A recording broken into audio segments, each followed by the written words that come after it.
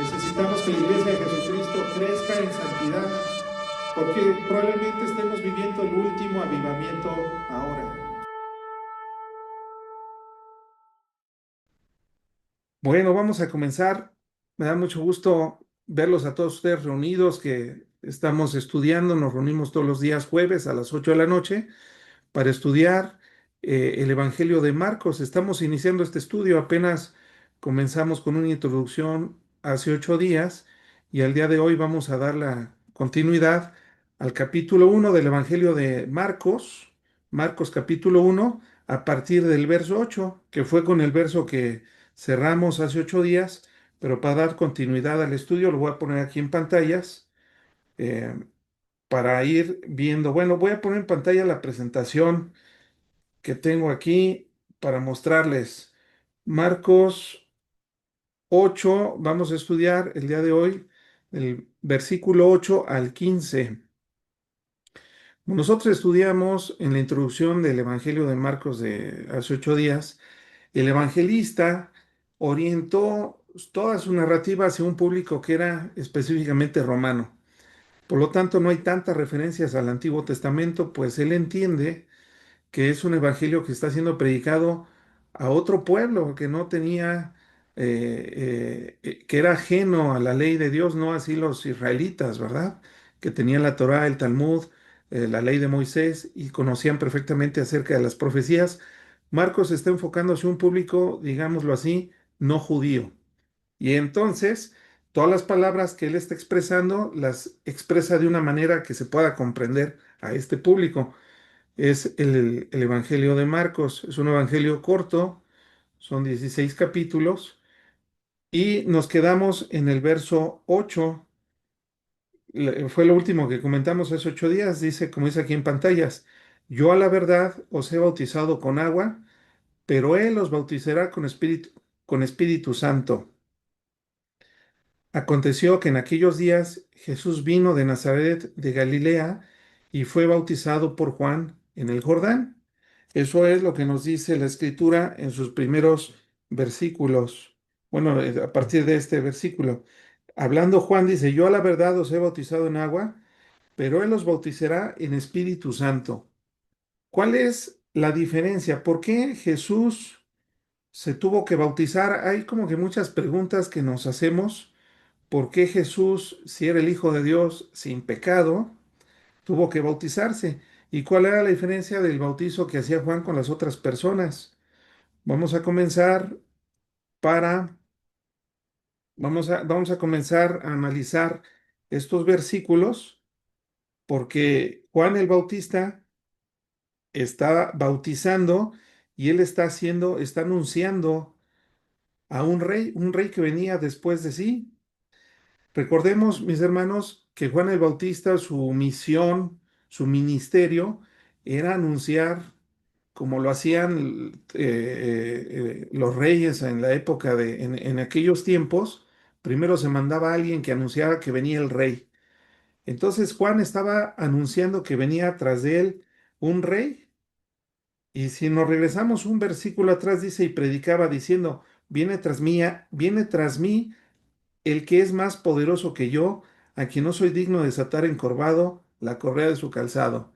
Vemos a Juan el Bautista con un espíritu humilde, reconociendo la grandeza de Jesús, que comparado con él, que siendo profeta de Dios, el último profeta del Antiguo Testamento, él no se sentía ni siquiera digno, ni siquiera de agacharse para desatarle las correas del calzado de Jesús. Él, Juan el Bautista, estaba anunciando que venía tras de él un rey, el Mesías prometido. ¿Por qué? Y él está reconociendo en este versículo, yo la verdad os he bautizado con agua, pero él os bautizará con Espíritu Santo. El Espíritu Santo es el Espíritu del Dios mismo, del Todopoderoso. Juan estaba ciertamente invitando y preparando el camino, como ya lo vimos, por las profecías que se cumplen en Malaquías 3:1 y Isaías 43, que estudiamos hace 8 días. Él era el pregonero que estaba anunciando y estaba preparando para que la gente pudiera recibir el ministerio de nuestro Señor Jesucristo. Era un pregonero, lo dice la palabra de Dios. Él estaba predicando el arrepentimiento de pecados. Toda la gente que acudía y que respondía positivamente al llamado de Juan, evidentemente era un público judío, porque el Mesías venía a rescatar a su pueblo. Eso lo sabían los israelitas, eso lo sabían, y Juan estaba predicando el arrepentimiento, porque en aquellos tiempos había habido y había demasiada hipocresía por parte de toda la gente, incluyendo los, por supuesto, los líderes religiosos. Trataban de acomodar la ley, que si nosotros leemos la ley de Moisés, era una ley donde la justicia de Dios se ve que es muy elevada y difícilmente alguien la podía cumplir. Entonces, como no podían elevar su conducta para cumplir la ley perfecta de Dios y su justicia, ¿qué es lo que hacían? Empezaban a rebajar sus estándares, ¿verdad? Es un poquito parecido a esos cristianos hoy en día que dicen que como la salvación no es por obras, entonces pueden fornicar y pueden hacer toda clase de mal para que, porque dicen que donde abunda el pecado, abunda la gracia. Entonces viven predicando que son hijos de Dios, pero su conducta y su comportamiento se parece más a la de un inconverso o peor, a la de un hijo del mismísimo diablo, ¿verdad? Y en aquel tiempo no era diferente. Los religiosos, los líderes religiosos en la época de Jesús eran hipócritas. Constantemente vemos, y lo vimos cuando estudiamos el Evangelio de Mateo, que había una hipocresía constante en estos líderes. Y Jesús habla mucho acerca y hace muchos contrastes acerca de la actitud correcta que debemos tener todos los que nos acercamos a Dios, y es en humildad. Juan el Bautista estaba mostrando humildad, aceptando y reconociendo, quitando su orgullo a un lado, ¿verdad? De decir que Jesús realmente era mucho más poderoso con él, que él estaba muy, pero muy lejos de siquiera parecerse un poco al ministerio que venía y que representaba a Jesucristo como el Salvador, el Rey. Juan era un precursor, estaba predicando el Evangelio y lo predicaba invitando a toda la gente al arrepentimiento. Una persona que se acerca, vamos a hablar en los tiempos de Juan el Bautista, un israelita que se acercaba a bautizarse en el río Jordán por arrepentimiento, no solamente era acercarse y Juan el Bautista lo sumergía, ¿verdad?, en las aguas del río, sino tenía que confesar sus pecados. El arrepentimiento tenía que ser con confesión de pecados. Tenía, y para que alguien confiese su pecado, necesita quitarse su orgullo. El orgullo es el pecado que está detrás de la caída de Satanás. El orgullo es todo, es ese pecado tan escondido y tan tremendo que hombres y mujeres tenemos y con el que nacemos, que es el que nos impide reconocer cuando nos equivocamos. El orgullo es algo que nos eleva y nos motiva a decir, pues yo soy mejor que tú. A lo mejor en esta me ganaste. El orgullo es un pecado terrible, pero nosotros vemos la actitud correcta, no solamente en Juan el Bautista, sino toda la gente que estaba respondiendo a este arrepentimiento. Predicaba el bautismo de arrepentimiento para perdón de pecados. Y llegaban y confesaban sus pecados y eran arrepentidos. El corazón de estas personas, de estos israelitas, tenía la actitud correcta, humildad. Bienaventurados, así comienza el sermón del monte, ¿va? En Mateo 5:8. Bienaventurados los pobres en espíritu, porque de ellos es el reino de los cielos. Nadie puede aceptar el evangelio de Jesucristo si no es humilde, si no se despoja de su orgullo para acercarse al trono de la gracia. Dice, dice aquí, lo voy a volver a poner aquí en pantalla la presentación, y en aquellos días Jesús vino de Nazaret de Galilea y fue bautizado por Juan en el río Jordán. Recordemos que Nazaret era una ciudad muy pequeña que se encontraba en la parte sur, cerca de Jerusalén, más o menos cerca, unos pocos kilómetros de Jerusalén, y Jesús subió. Digo subió porque caminó hacia el norte, ¿verdad? Toda esa región del norte era Galilea. Galilea era la ciudad pertenecía al reino del norte. Los que estamos estudiando, los que están estudiando conmigo, los lunes, un panorama breve del Antiguo Testamento, ya vimos, porque ya estudiamos Primera de Reyes, Segunda de Reyes, Crónicas, Primera, Segunda de Crónicas, el reino unificado, que era toda la región que Dios le dio a Moisés, que Josué conquistó y que los jueces estuvieron en una lucha constante por ocupar todo ese territorio de esa región, de la tierra prometida, y después con el hijo de Salomón se divide en el reino del norte y el reino del sur. Bueno, Galilea era parte del reino del norte. Y tú y yo sabemos, porque lo estudiamos ya en la palabra de Dios, que el reino del norte fue llevado a causa de su pecado, de su necedad, fue llevado a la cautividad por el imperio asirio. Esto aconteció en el año 722 antes de Cristo. ¿Y qué es lo que hicieron los asirios? Bueno, el reino del norte también cayó, ¿verdad? Pero pasaron varios años para que cayera el reino del norte, porque también fue un reino cuyos reyes fueron reyes rebeldes. Al menos hubo 7 de los 21 que reinaron, que hicieron las cosas conforme a la voluntad de Dios. Sin embargo, el reino del norte cayó primero porque ninguno de sus reyes hizo las cosas como Dios quería que las hicieran, gobernaron de una manera tiránica. Pero a diferencia de la cautividad babilónica, a la que cayeron el imperio del sur, el norte, los asirios fueron más diabólicos, por decirlo de alguna manera, porque mezclaron la gente de toda esa región, de todos esos israelitas de las 10 tribus del norte, las mezclaron con extranjeros. A muchos se los llevaron a otras regiones y trajeron extranjeros a vivir en Galilea. Entonces hizo una mezcla, perdió mucho su identidad, mucho de las costumbres, porque se casaron con extranjeros, porque el imperio asirio sabía, como después nos lo dijo Napoleón, divide y vencerás. Entonces diluyó toda esa región para que no se levantaran en un futuro como enemigos de ellos mismos y se levantaran en armas para derrotarlos. Simplemente por eso Jesús predicó o empezó su ministerio. Había israelitas, pero estaban en esa región de Galilea.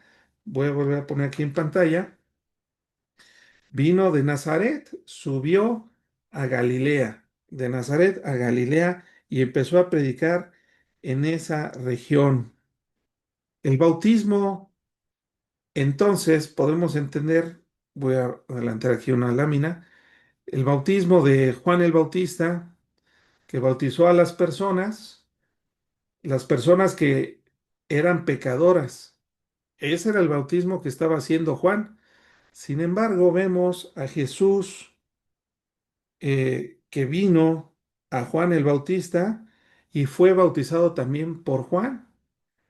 El bautismo de Jesús se nos presenta entonces de una manera diferente al resto de la gente que Juan estaba bautizando, porque vemos que acontece, es como una coronación real, eh, por las palabras y por las cosas que acontecen en los siguientes versículos 10 y 11, de los cuales ahorita vamos a comenzar.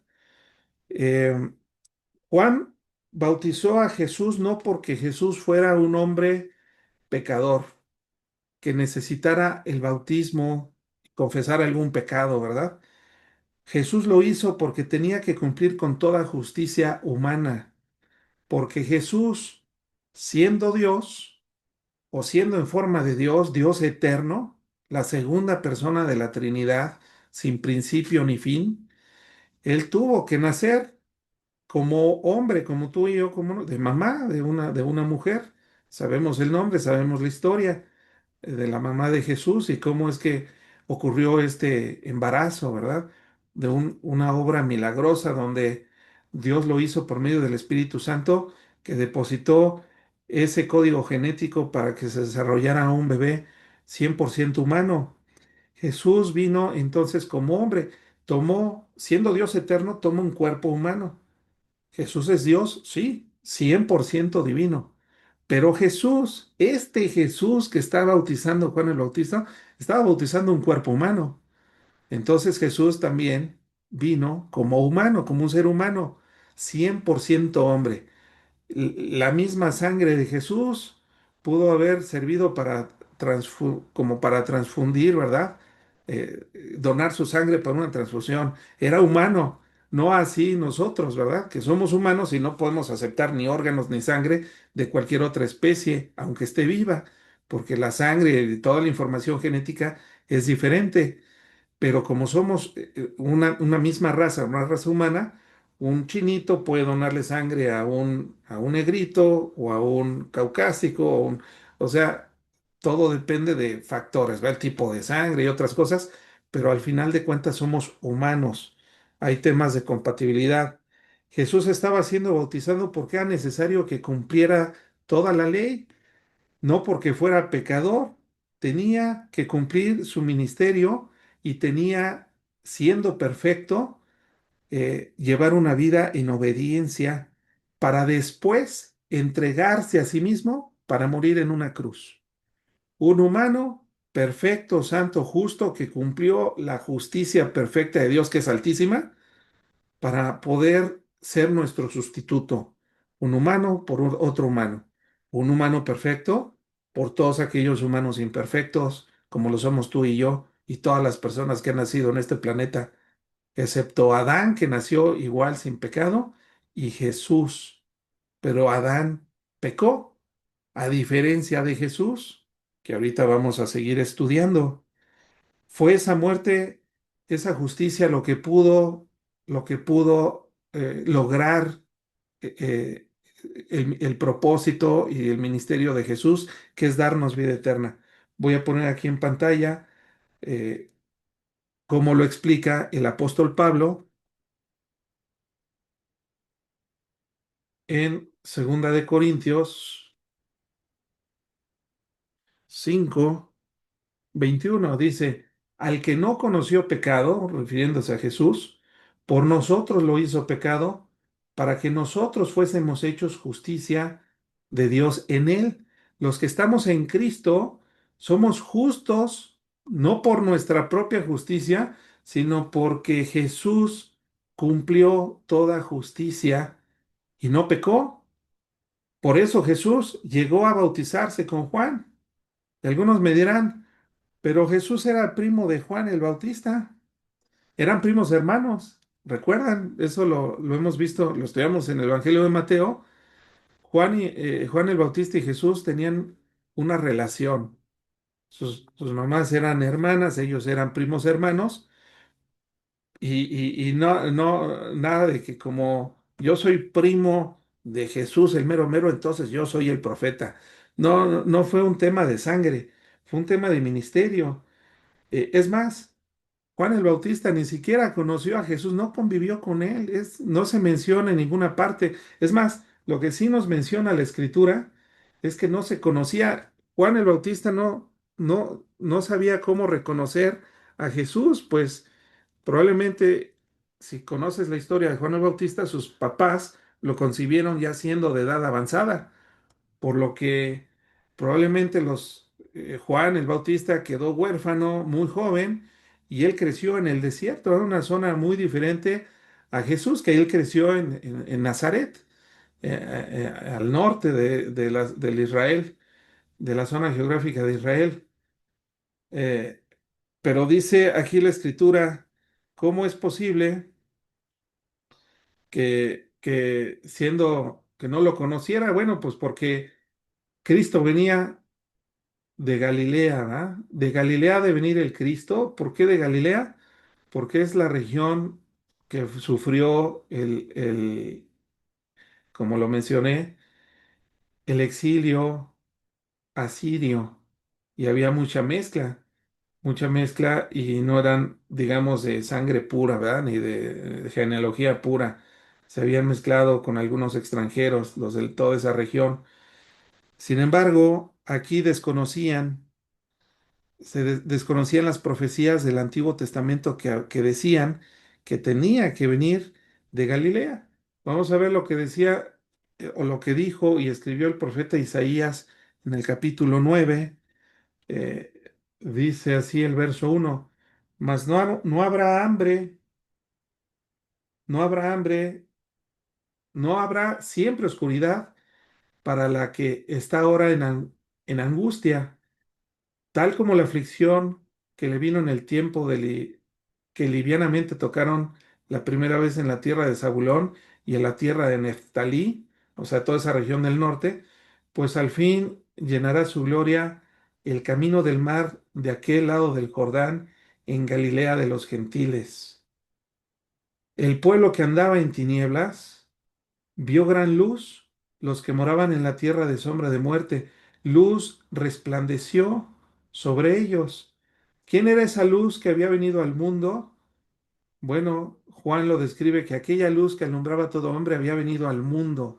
Jesús era la luz que tenía que venir de Galilea, de los gentiles. La gente se maravillaba diciendo, ¿de Galilea puede venir algo? Pues claro, y eso estaba anunciado por Isaías, y ya lo vimos. Jesús, con este sacrificio supremo, pudo cumplir la ley perfecta de Dios, pudo llenar esos requisitos de esa justicia tan elevada de Dios para anular el acta de decretos que había contra nosotros. Jesucristo tenía que cumplir a la perfección todo su ministerio terrenal y Él lo hizo de tal forma que nos liberó a ti y a mí de la muerte, porque nos libró de la muerte, porque el pecado produce muerte en todo aquel que lo experimenta y toda la humanidad está envuelta en pecado. Jesús pudo anular el acta de decretos, dice el apóstol Pablo, que había contra nosotros y que nos era contraria, quitándola de en medio, clavándola en esa cruz. Si Cristo no hubiera cumplido la ley perfecta de Dios, no hubiera podido anular el acta de decretos para hacernos libres a ti y a mí. Ese es el mensaje del Evangelio. Eso es lo que Cristo vino a proclamar.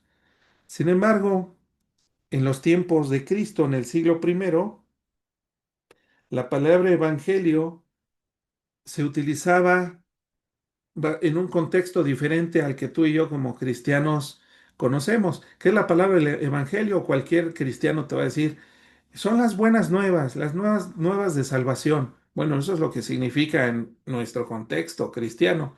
Pero en los tiempos de Cristo, la palabra evangelio significaba dar las buenas nuevas de que un nuevo rey había llegado para reinar. Era la ascensión de un nuevo rey a su trono. Juan el Bautista estuvo anunciando el evangelio de que el rey prometido a los profetas del Antiguo Testamento había llegado el tiempo de su cumplimiento y había llegado ya. Jesús estaba por ser coronado como rey, como lo dije eh, eh, anteriormente al inicio de esta clase. Veamos cómo lo dijo Jeremías, que también fue un profeta posterior a Isaías.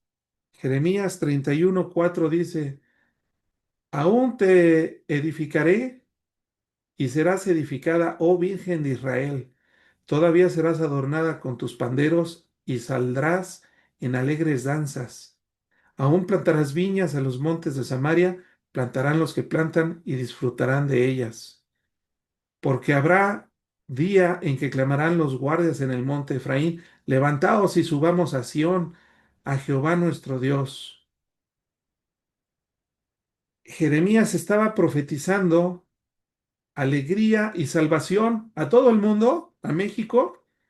Bueno, la salvación llegó primero a los judíos. Todas estas profecías no eran para todo el mundo. Aquí dice, oh Virgen de Israel. He aquí vienen días, por eso Juan el Bautista no estaba bautizando a todas las personas, no, estaba bautizando a judíos, ¿verdad? A los descendientes de Abraham, de Isaac y de Jacob, al pueblo original que por medio de él la bendición llegaría eventualmente a todos nosotros, los que no somos judíos de sangre. Pero también continúa esta profecía, si pueden leer todo el capítulo 31 de Jeremías, estaría muy bien. Pero dice así el verso 31, he aquí vienen días, dice Jehová, en los cuales haré un nuevo pacto con la casa. ¿Cuál casa, mis hermanos? De Israel. ¿Y con la casa de dónde? De Judá, reino del norte, reino del sur, ¿verdad? Con todo. con las 12 tribus de Israel, no solamente con las 10 del norte o con las 2 del sur, con la casa de Israel y con la casa de Judá, no como el pacto que hice con sus padres, refiriéndose de los patriarcas, ¿verdad? El día que tomé su mano para sacarlos de la tierra de Egipto, porque ellos invalidaron mi pacto, aunque fui yo un marido para ellos, dice Jehová. Este es el pacto que haré con la casa de Israel después de aquellos días, dice Jehová. Daré mi ley en su mente y la escribiré en su corazón, y yo seré ellos por Dios, y ellos me serán por pueblo. Aquí nos está hablando muchas cosas el profeta. Eventualmente nos está diciendo que la salvación vendría primero a Israel, ¿verdad? Y además que va a escribir una ley en sus mentes. ¿Cómo? Dice, no enseñará más ninguno a su prójimo y ninguno a su hermano diciendo, conoce a Jehová, porque todos le conocerán, desde el más pequeño de ellos hasta el más grande, dice Jehová, porque perdonaré la maldad de ellos y no me acordaré más de su pecado. Dios estaba y estaba haciendo algo increíble, algo maravilloso. Juan el Bautista estaba anunciando la llegada de este nuevo rey que estaba por cumplir todas estas profecías hechas en el Antiguo Testamento. Jeremías 31, Zacarías, Isaías, tantas profecías que hablaban del Mesías. Sin embargo, eh, Jesús estaba iniciando su ministerio terrenal.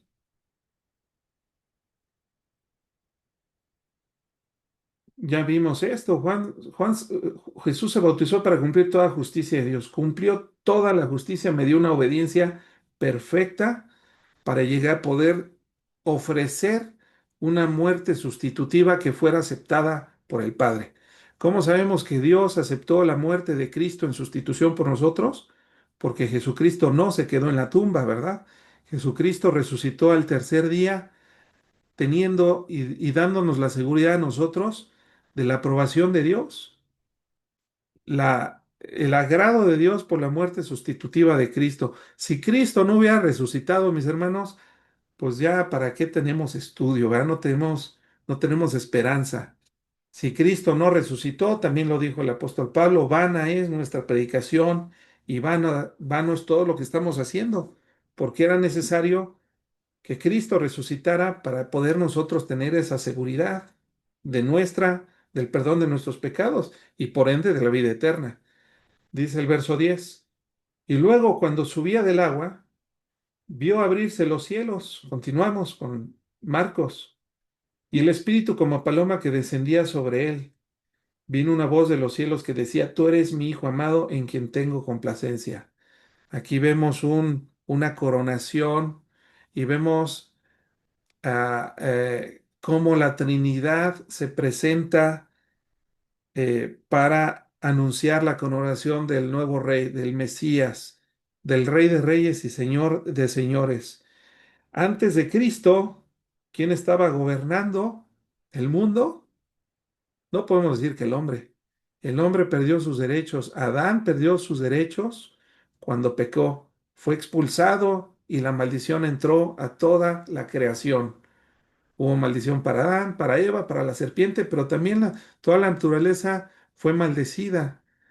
La obra de Dios fue interrumpida a causa del pecado. Y ahora el que toma la posición de ese señorío que tenía Adán, ahora vino a ser Satanás. Porque el hombre al salirse de la obediencia de Dios, del señorío de Dios, ahora a través del pecado se hizo esclavo del pecado, sirviendo al pecado, y nosotros sabemos que el padre del pecado es Satanás. Antes de Satanás no había pecado, Satanás es el que inaugura el pecado y ahora se convierte Satanás en el amo y señor de los seres humanos. Y la maldición, el pecado, el homicidio que lo experimentó Adán con sus hijos, un hijo cometiendo homicidio contra su otro hijo, y empezó a haber violación, empezó a haber envidia, como Caín, que sintió envidia por su hermano y por eso lo mató, también orgullo, ¿verdad? Y tantas cosas, el hombre pasa de ser siervo de Dios a ser siervo de Satanás, atado y esclavizado al pecado. Eso es lo que estamos viendo aquí. Hay una nueva coronación, un nuevo rey había venido, Jesucristo, y una voz del cielo, la voz del Padre, ¿verdad? De manera audible, estaba dando testimonio del Hijo, y el Espíritu Santo, de una forma visible, también dio testimonio del Hijo. Vemos la Trinidad completa en esta escena que nos pinta no solamente Marcos, sino también los otros dos evangelios sinópticos, eh, dando esa coronación al Hijo, al nuevo Rey, al cumplimiento de la profecía de la descendencia de la mujer que habría de terminar con el imperio de Satanás. Ese se conoce como el protoevangelio y lo voy a poner aquí en pantallas. Génesis 3:15. Proto, primero, evangelio. El primer evangelio. Dios haciendo un juicio a causa del pecado de haber desobedecido a Dios, le está diciendo a la serpiente, y pondré enemistad entre ti, la serpiente que representa a Satanás, y pondré enemistad entre ti, Satanás, y la mujer. A ver, un pleito eterno, bueno, no eterno, pero un pleito por milenial, 6000 años de historia peleando con Satanás, entre Satanás y la mujer, y entre tu simiente, o sea, el resto de los hombres, y la simiente suya. Esta teoría en la cabeza, esta simiente, este descendiente humano, asestaría un golpe mortal en la cabeza de la serpiente de Satanás, pero no se iría sin sufrir daño. Este descendiente de la mujer sería herido, mas su herida no sería de muerte, puesto que su herida sería de manera simbólica en el talón, en el calcañar. Una herida en el calcañar, en el talón, ciertamente sería dolorosa, pero no mortal. No mortal en términos eternos, ¿verdad? No una muerte eterna. Sin embargo, la herida que le propiciaría Jesucristo a Satanás iba a ser una herida mortal. Por eso es el protoevangelio. Dios emitió un juicio, pero al mismo tiempo nos dio una esperanza a la humanidad de saber que algún descendiente humano tendría que poner en esta mitad, tendría que terminar con el imperio de Satanás. He aquí el nuevo gobernante que le arrebataría las, el reino de este mundo caído a Satanás, Jesucristo. Y aquí está la coronación de Dios. Les voy a leer un, un comentario que hizo Charles Spurgeon en una predicación. Dice así: trate de imaginarse la escena que describe nuestro texto. Cuando Jesús sube del agua, el Espíritu de Dios desciende sobre él en forma visible, con la apariencia de una paloma, y reposa en él. Juan afirma que el Espíritu sobre Jesús permaneció ahí como si estuviera allí para ser su compañero constante, y en realidad así fue. Al mismo tiempo que la paloma descendía e iluminaba a Cristo, hubo una voz del cielo que decía: Tú eres mi Hijo amado, en ti tengo complacencia. Esta era la voz de Dios el Padre, quien no se reveló de forma corporal, sino que pronunció palabras maravillosas que oídos mortales nunca antes habían escuchado. El Padre no se reveló a los ojos como lo hizo el Espíritu, sino a los oídos. Y las palabras que pronunció claramente indicaban que era Dios el Padre quien daba testimonio de su Hijo amado, de modo que la entrada de Cristo a su ministerio público en la tierra fue la oportunidad escogida para la manifestación pública de la unión íntima entre Dios el Padre, Dios el Hijo y Dios el Espíritu Santo. Una bella reflexión de Charles Spurgeon en una predicación, eh, y dando cumplimiento también a las profecías del Antiguo Testamento, que hablaban precisamente de esto. Dice, y escribió Dios por medio del profeta Isaías en el capítulo 61, dice así, el Espíritu de Jehová, el Señor está sobre mí, porque me ungió Jehová, me ha enviado a predicar las buenas nuevas a los abatidos, a vendar a los quebrantados de corazón, a publicar libertad a los cautivos y a los presos apertura de la cárcel. Nosotros entendemos también que en el Evangelio de Mateo y en los otros evangelios también son estas palabras que lee Jesús cuando entra a una sinagoga y les dice, esta profecía que acabo de leer, el día de hoy se ha cumplido, ¿verdad? Porque Jesús era ese rey, ese Mesías, respaldado por Dios y coronado por Dios el Padre y el Espíritu Santo para ser y tener ese liderazgo y ese reinado ahora sobre su creación. Pero la cosa no iba a ser sencilla para Jesucristo, ¿verdad? Eh, dice, vamos a leer otras citas antes de pasar a esto, vamos a leer Filipenses, Filipenses 2, como lo explica el apóstol Pablo. Haya pues en vosotros este sentir que hubo también en Cristo Jesús, el cual, siendo en forma de Dios, no estimó el ser igual a Dios como cosas a que aferrarse, sino que se despojó a sí mismo de su deidad, de sus atributos divinos, tomando forma de siervo hecho semejante a los hombres, y estando en condición de hombre se humilló a sí mismo. Ese es ese es nuestro Señor Jesucristo. Siendo Dios, es la humillación de nuestro Señor. Se humilló para tomar un cuerpo humano, para tomar un cuerpo inmortal, un cuerpo que se dolía, un cuerpo que iba a morir y además una muerte horrible, una muerte de cruz, humillándose para salvarnos, humillándose por amor a ti y a mí. Continuamos la presentación y dice así, continuamos la lectura del Evangelio. Aquí está la escena del Espíritu Santo viniendo sobre Jesús como paloma y la proclamación del cielo. Después viene la tentación de Jesús. Ahora el evangelista nos cambia de manera intempestiva y ahora nos presenta a Jesús enfrentándose a los violentos ataques del infierno con Satanás al frente de la batalla.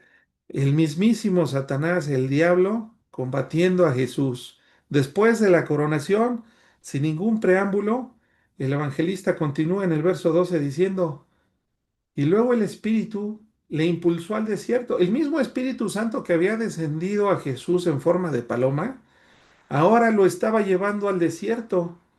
Y estuvo allí en el desierto 40 días y era tentado por Satanás y estaba con las fieras y los ángeles le servían.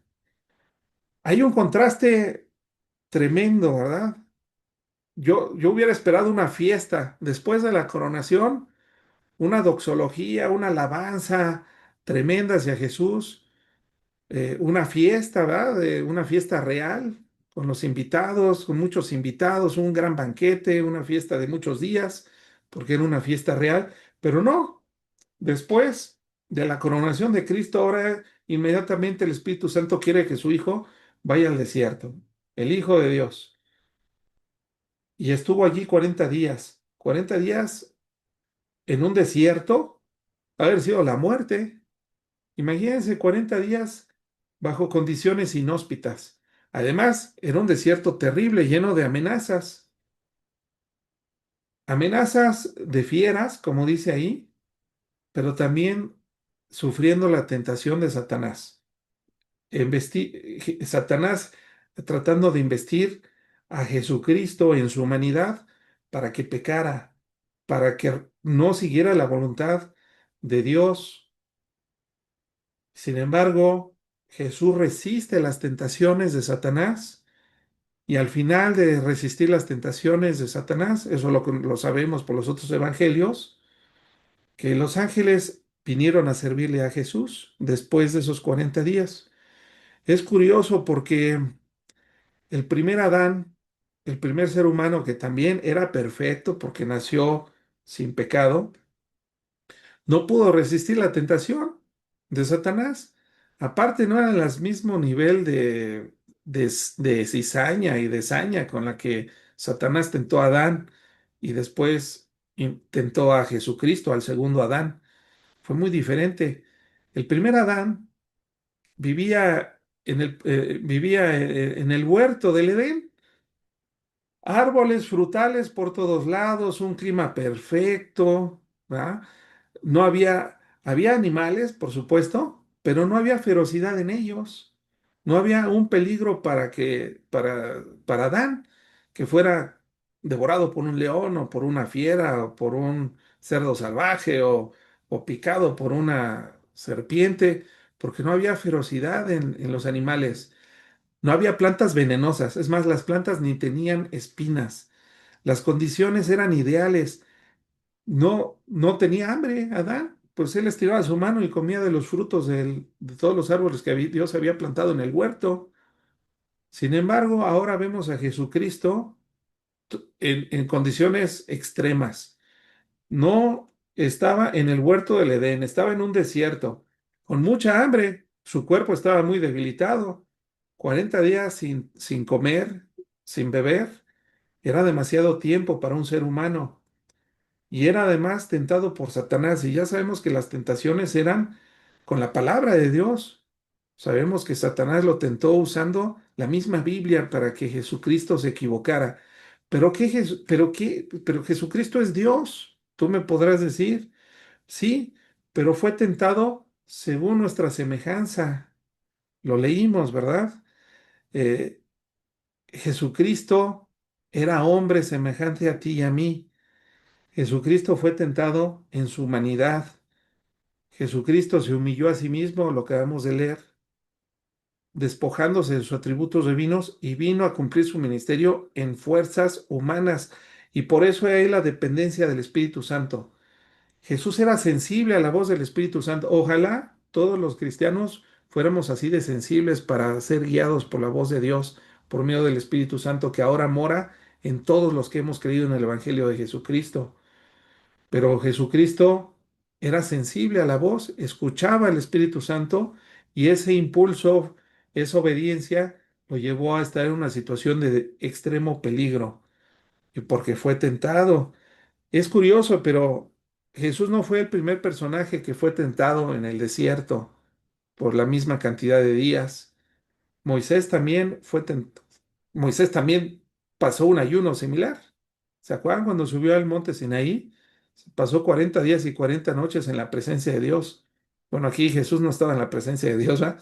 Estaba en la presencia de animales salvajes y de peligro constantes y de Satanás. Pero también Elías también ayunó, también por 40 días, 40 noches.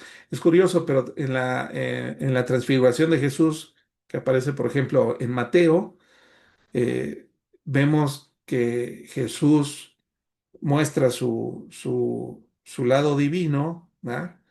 En esa transfiguración y aparecen con él en una reunión, precisamente Moisés y Elías. Bueno, ese es un dato curioso, pero dice aquí en la palabra de Dios que Jesús fue tentado, pero Dios no puede ser tentado. eh, pero Jesucristo fue tentado no como Dios, sino en su humanidad. Satanás es llamado también el tentador, lo dice la Escritura en Primera de Tesalonicenses, así se refiere el apóstol Pablo a Satanás. Vamos a capítulo 3 verso 5.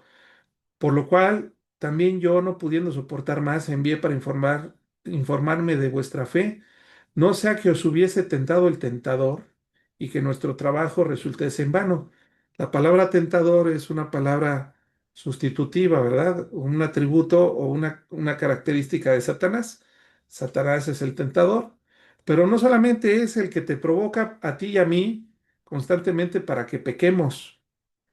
Después de que nos tienta para pecar y nosotros sí pecamos, ¿verdad? Tan sí pecamos que por eso el apóstol Pablo estaba preocupado. Dice, no sea que os hubiese tentado el tentador y el trabajo de Pablo y de Bernabé hubiera resultado en vano ahí en Tesalónica. ¿Por qué? Porque Satanás, si no estamos firmes en la palabra de Dios, si no estamos firmes con el poder del Espíritu Santo en nosotros, podemos caer en sus tentaciones. Y ya que caímos en la tentación y pecamos, luego va y nos acusa. Entonces también Satanás es el acusador. Dice, entonces oí una voz en el cielo que decía, ahora ha venido la salvación, el poder y el reino de nuestro Dios y la autoridad de su Cristo, porque ha sido lanzado fuera el acusador de nuestros hermanos, el que los acusaba delante de nuestro Dios día y noche. Satanás, Satanás es un ser terrible. No solamente nos provoca para que caigamos en tentación, para que le sonrías y le correspondas la sonrisa a esa secretaria coqueta que a lo mejor tienes, o a esa compañera del trabajo que sabe que eres casado, pero aún así te sonríes bien risueña contigo y el diablo primero te dice, ay, este, pero la salvación no es por fe, corresponde o que eres rarito, y ahí vas y caes en la tentación. No sé qué argumento ocupe Satanás, ¿va?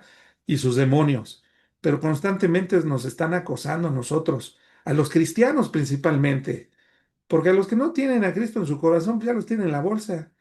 La guerra es contra Cristo y contra su iglesia hoy en día.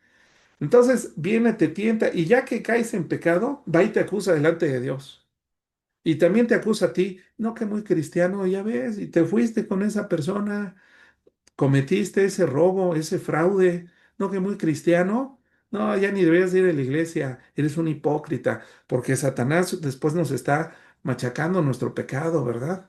Y ese es el tentador y el acusador. Satanás es un infeliz que no quiere que nosotros demos la gloria a Dios y quiere que nos equivoquemos. Pero fiel es Dios, ¿verdad? Que no nos ha dejado sin armas, que si confesamos nuestros pecados, Dios es fiel y justo para perdonarnos y limpiarnos de nuestra maldad. Eso es algo que Satanás no quiere que tú y yo sepamos. Pero si llegamos a pecar, tenemos a Jesucristo. Él siendo tentado en todo conforme a nuestra semejanza, como dice el autor de Hebreos, el capítulo 4 verso 15.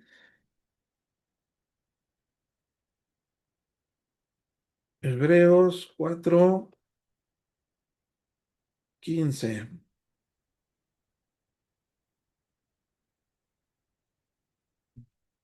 dice, porque no tenemos un sumo sacerdote que no pueda compadecerse de nuestras debilidades, sino a uno que fue tentado en todo según nuestra semejanza, pero sin pecado, a Jesucristo, a Jesucristo hombre.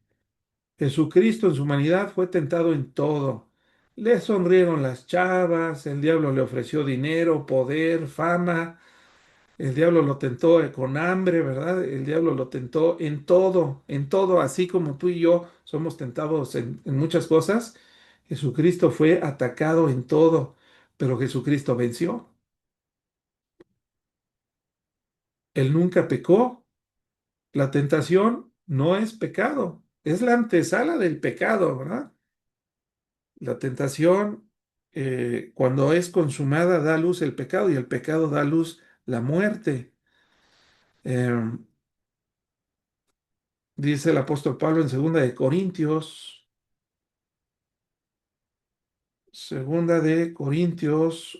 4:4, dice, en los cuales el Dios de este siglo, Satanás, cegó el entendimiento de los incrédulos para que no les resplandezca la luz del Evangelio de la gloria de Cristo, el cual es la imagen de Dios. Porque no nos predicamos a nosotros mismos, sino a Jesucristo como Señor y a nosotros como vuestros siervos por amor de Jesús. La actitud correcta eh, es siempre para la gloria de Dios. Satanás les ha cegado el entendimiento a todos los incrédulos para que no les amanezca la luz del Evangelio y no se salven, porque Satanás no se va a ir solito al castigo eterno, sino que él se quiere llevar a todos cuanto pueda llevarse, ¿va? Dice Santiago también, cuando alguno es tentado, no diga que es tentado de parte de Dios, porque Dios no puede ser tentado por el mal, ni él tienta a nadie. Dios no te mandó esa güerota de piernas largas y falda y minifalda, mi hermano. Dios no fue. A esa hermana tropezadora, Dios no la mandó a tu iglesia para que creas que está siendo probado por Dios en tu carácter. Créeme que es entre tu carne y Satanás y sus demonios que te están tentando. A lo mejor estás viendo pornografía, por eso ves a una chica y lo primero que piensas es en lo físico, en su físico, ¿verdad? Y no puedes distinguir su necesidad o... No, no, no. Tú lo primero que haces es hacer una vista de rayos X. Estás siendo tentado y además estás pecando con tu vista. Jesucristo fue tentado en su humanidad, porque también Jesucristo es Dios, pero Dios no puede ser tentado, ni Dios manda a nadie. ¿Quién mandó las tentaciones a Job, si se acuerdan? Fue Satanás. Satanás tentó a Job, que lo acabamos de estudiar. Continuamos en la presentación y dice, continúa el evangelista diciendo,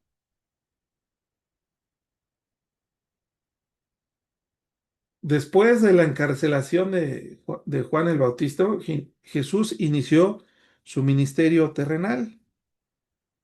Bueno, dice el verso 14 y 15, a ver si lo pongo aquí. Lo voy a poner aquí en pantalla. Marcos 1:14.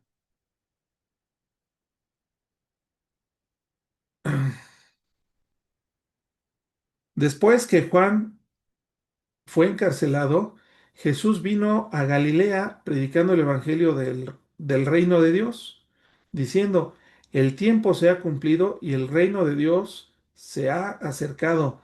Arrepentíos y creed el evangelio. Jesucristo comenzó su ministerio predicándole a los judíos y empezó por Galilea, predicando el reino de Dios. Dios desde la eternidad, desde el principio, desde que creó al hombre, la intención y la intención de Dios y la instrucción para el hombre fue que nos multiplicáramos. Dios quería conformar un reino, un reino, pero un reino lo podemos entender bajo tres dimensiones.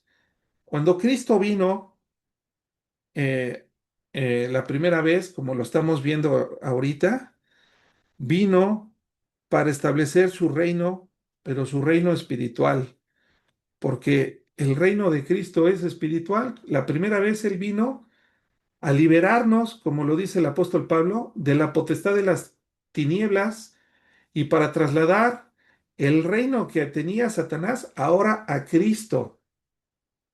Entonces, la primera dimensión en la que podemos comprender o debemos comprender el reino de Dios es un reino espiritual.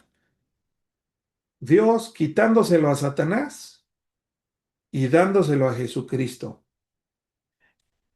Y luego dice, en quien tenemos redención por su sangre, el perdón de pecados. Nosotros éramos esclavos del pecado, mas ahora por la sangre preciosa de Cristo derramada en esa cruz y la fe en el Evangelio, en esta obra maravillosa, Dios nos otorga a nosotros el perdón.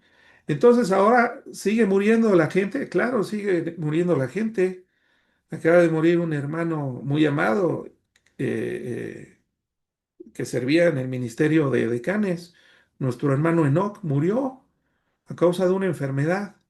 Como todos, ¿verdad? Morimos o por enfermedad o por accidente. Pero Cristo en este reino que vino a proclamar era un reino espiritual donde ahora somos libres de la muerte eterna. Ya no le pertenecemos a Satanás. Cuando morimos ahora nos somos trasladados al reino de Dios.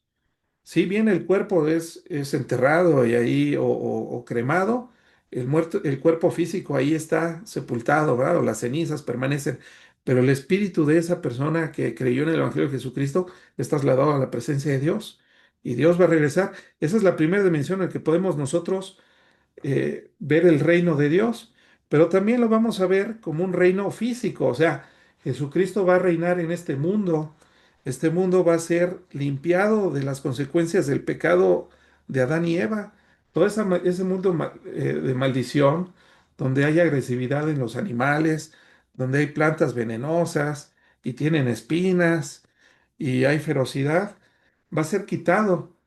Dice, esto ya es en el futuro. Con la segunda venida de Cristo, dice, vi un ángel que descendía del cielo con la llave del abismo y una gran cadena en la mano, y prendió al dragón, la serpiente antigua, que es el diablo y Satanás, y lo ató por 1000 años, y lo arrojó al abismo y lo encerró y puso su sello sobre él, para que no engañase más a las naciones hasta que fuesen cumplidos 1000 años. Este es un reino físico, un reino material. ¿En dónde? En este mundo, en este planeta. Y después de esto debe ser desatado por un poco de tiempo. Y vi tronos y se sentaron sobre ellos los que recibieron facultad de juzgar. Es un reino físico. Y vi las almas de los decapitados por causa del testimonio de Jesús y por la palabra de Dios, que no habían adorado a la bestia ni a su imagen y que no recibieron la marca en sus frentes ni en sus manos, y vivieron y reinaron en Cristo por 1000 años. Bueno, entonces la segunda dimensión es un reino físico, pero la tercera dimensión del reino de Cristo y del reino de Dios es un reino eterno. Ahorita vimos que este reino tiene una vigencia de 1000 años. Sin embargo, Dios va a establecer un reino eterno. Después, ahorita en el segundo reino, Satanás está encadenado y encarcelado, ¿verdad? Pero después es arrojado al lago de fuego. Y después de estas cosas y del milenio, dice Juan, el que vio estas cosas, después me mostró un río limpio de agua de vida, resplandeciente como cristal que salía del trono de Dios y del Cordero. En medio de la calle de la ciudad, y a uno y del otro lado del río está el árbol de la vida, que produce 12 frutos, dando cada mes su fruto, y las hojas del árbol eran para la sanidad de las naciones. Nuevamente vemos la palabra naciones, es un reino.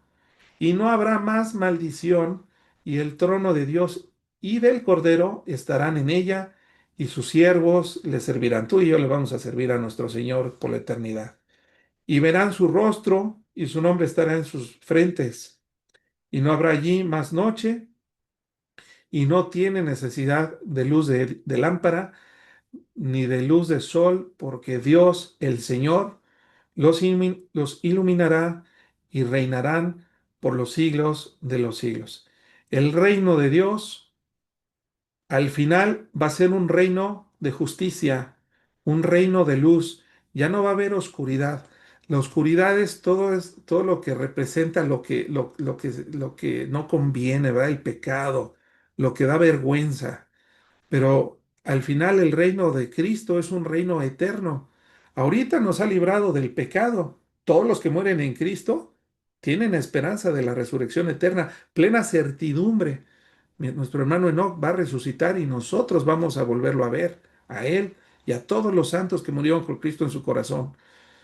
Pero luego Dios va a establecer un reino aquí en este mundo, los 1000 años, pero más adelante Dios va a establecer el reino milenial. Ya no va a existir Satanás. Vamos a ser perfectos, vamos a vivir con un Dios en armonía, no aburridos, haciendo cosas. ¿Qué cosas no sabemos, verdad? Sabemos que Dios nos ha revelado en su palabra lo que Dios necesitábamos saber, pero no es toda la historia.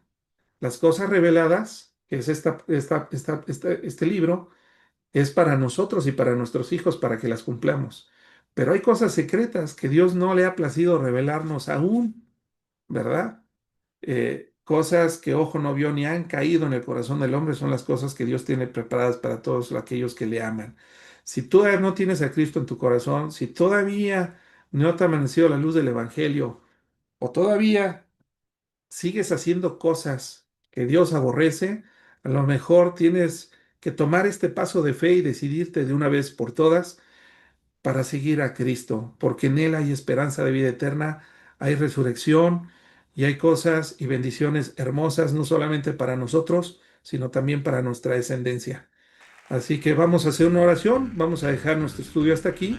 El próximo jueves continuaremos a partir del verso 16, cuando Jesús empieza a llamar a sus discípulos, a los que en un futuro se convertirían en sus apóstoles y darían su vida por ser testigos de las cosas que vieron y escucharon de primera mano de Jesucristo. Oremos, mis hermanos. Señor Jesús, te damos gracias por tu palabra, Señor. Bendícenos y danos, aumenta nuestra fe, Señor. Todas estas son palabras de vida eterna, son palabras que son vivas y son eficaces. Transfórmanos y llévanos a niveles mayores de santidad, Señor. Oro por todas aquellas personas que a lo mejor aún no han tomado una decisión o no han comprendido tu mensaje y yo oro, Señor, para que la luz del Evangelio les resplandezca a ellos y tu Espíritu Santo haga esa obra maravillosa de regeneración y sean guiados, Señor, de aquí en adelante por medio de tu Espíritu Santo para que te den gloria, Señor, y para que sean felices y bendecidos en esta vida terrenal y en la venidera, Señor. Te amamos y te damos gracias por el tiempo, por la vida, Señor, y la oportunidad que nos das de estudiar tu palabra. En tu precioso nombre, Señor, oramos y te damos gracias. Amén.